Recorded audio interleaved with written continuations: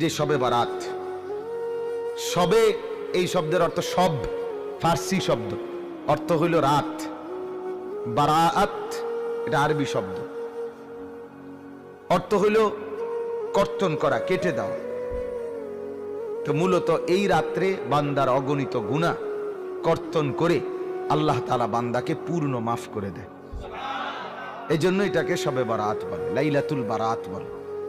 এটাকে লাইলাতুর রাহমা, রহমতের রাতও বলে, যেহেতু আল্লাহ তাআলা অফুরন্ত রহমত এই রাতে বর্ষণ করে। এটাকে আপনার লাইলাতুল বারাকা, বরকতের রাতও বলে, যেহেতু এই রাতে আল্লাহ তাআলা অফুরন্ত বরকত তার বান্দাদের জন্য দান করেন। এটাকে লাইলাতুস সাক, সাক বলা হয় চেক, অর্থাৎ যেখানে এক কাগজে অনেক বড় মূল্যমানের কিছু লিখে দেয়, যেমন 10 লাখ টাকা, 1 কোটি টাকা চেকের মধ্যে লিখে দিয়ে দিছে। আল্লাহ তাআলা এই রাত্রে শবে বারাতে এক রাতেই, এক সইতে বান্দার জিন্দিগির সব গুনাহ মাফ করে দেয়।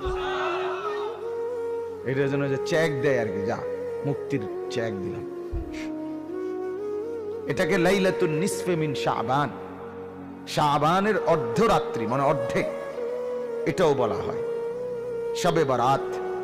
তাইলে আমরা মূল 1 নাম্বার বুঝে নিলাম, শবে বারাত এটা একটা বরকতের রাত, এটা একটা রহমতের রাত, এটা একটা মাগফিরাতের রাত, এটা জাহান্নাম থেকে মুক্তির রাত, এটা আল্লাহ তাআলার সন্তুষ্টি বান্দার প্রতি প্রকাশ করার রাত।